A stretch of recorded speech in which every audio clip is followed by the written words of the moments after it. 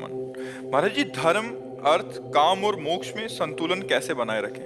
जब हम धर्म के द्वारा अर्थ कमाएंगे तो हमारी कामनाएं हमको रोक नहीं पाएंगी, हम मोक्ष के अभिलाषी बन जाएंगे। और जब तक हम धर्म से धन नहीं कमाएंगे और धर्म को त्याग दिया तो अर्थ और काम हमें पिशाच की तरह पागल कर देगा। अशांति, चिंता, शोक, भय ये हमारे अंदर भर जाएंगे। तो हमारा सबसे पहला कर्तव्य होना चाहिए कि हमारे को जो अर्थ चाहिए, जो संपत्ति चाहिए, वो धर्म के द्वारा मिले। और धर्म के द्वारा जब हम धर्म का पालन करेंगे तो धर्म हमको भगवान की तरफ ले जाएगा, अधर्म हमको नरक की तरफ ले जाएगा। तो जब धर्म हमें भगवान की तरफ ले जाएगा तो हमारी अच्छी कामनाएं होंगी। धर्म, अर्थ जो है वो धर्म से कमाया गया, इसलिए कामनाएं अच्छी होंगी। और कामनाएं जब हमारी पूर्ण होंगी या नष्ट हो जाएंगी, दो प्रकार से कामनाओं का त्याग होता है, या तो भगवान पूर्ण कर देंगे या तो कामनाएं नष्ट कर देंगे। तो मोक्ष अभिलाषा जग जाएगी कि मैं भगवान को प्राप्त करूं, मैं मुक्त हो जाऊं। इसलिए सबसे पहली बात है धर्माचरण करना। अब धर्म क्या है और अधर्म क्या है, ये जानने के लिए हमें शास्त्रों का स्वाध्याय, संतों का संग करना पड़ेगा, जिससे हमें ये पता चले कि जो हम कार्य कर रहे हैं वो धर्म पूर्वक है या अधर्म पूर्वक। तस्मात् शास्त्रम प्रमाणम ते कार्य अकार्यो व्यवस्थितौ।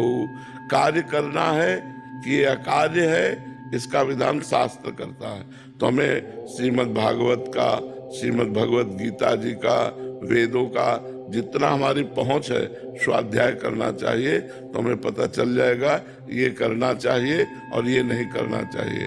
जिसे संत और शास्त्र कहते करना चाहिए उसे धर्म कहते हैं, और जिसे संत शास्त्र कहते नहीं करना चाहिए उसे अधर्म कहते हैं। धर्म के द्वारा कमाए हुए धन से पवित्र कामनाएं उत्पन्न होती हैं, पवित्र कामनाएं फिर मोक्षाभिलाषी बना देती हैं।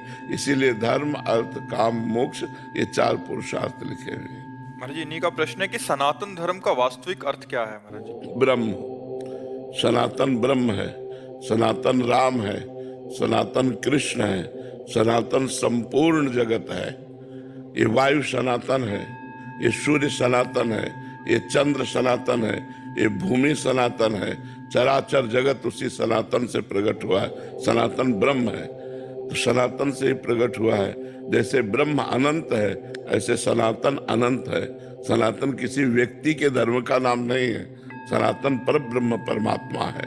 भगवान श्री कृष्ण सनातन है, भगवान श्री राम सनातन है। जब भगवान सनातन है तो चराचर जगत उसी सनातन से उत्पन्न हुआ है। ये वायु सनातन है, ये सूर्य सनातन है, ये चंद्र सनातन है, ये भूमि सनातन है, ये अग्नि सनातन है, ये समस्त देवता सनातन है। कहाँ तक वर्णन करें, जैसे भगवान अनंत है ऐसे सनातन अनंत है। सनातन किसी व्यक्ति के धर्म का नाम नहीं है। सनातन आकाश है, आकाश की तरह व्याप्त सनातन है। सनातन के सिवा कुछ है ही नहीं, जो है वो सनातन में। भूमि में तो सब है, आकाश के नीचे तो सब है। सूर्य चंद्र के प्रकाश से ही तो सब जीवित है। सबके प्राणों का पोषण वायु से होता है, वायु सनातन है। अग्नि सनातन है, सब सनातन में उत्पन्न होते हैं, सनातन में पलते हैं और सनातन में हिलय हो जाते हैं, क्योंकि सबका मूल सनातन है और सनातन ब्रह्म है। समझ पा रहे? सनातन किसी व्यक्ति का एक धर्म मात्र नहीं है। संपूर्ण सृष्टि का जो धर्म है वो सनातन है, वो ब्रह्म है।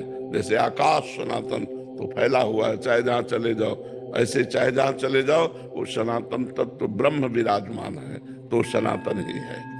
कोई भी जीवित है वायु से जीवित है, वायु सनातन है। समझ पा रहे आप? महाराज जी, जीवन में बहुत कुछ सुधार आया है जब से आपका सत्संग सुनना शुरू किया है।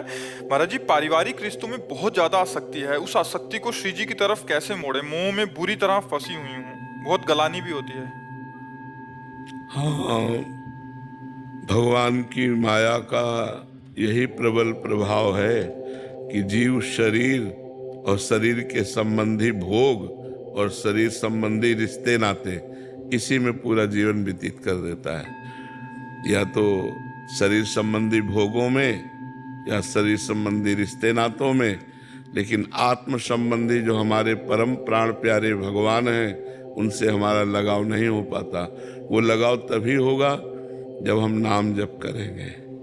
जितना अधिक नाम जप करेंगे उतने ही भगवान से हमें अपनापन होने लगेगा, और जितना भगवान से अपनापन होगा तो सबके प्रति प्यार बढ़ेगा, पर मोह नहीं।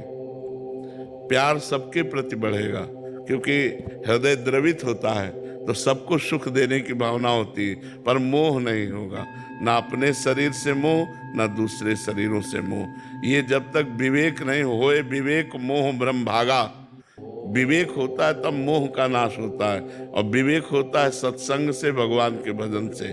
बिन सत्संग विवेक न होई, और राम कृपा बिन सुलभ न सोई। जब भगवान कृपा करते हैं तब सत्संग मिलता है। तो सत्य क्या है? भगवान का नाम।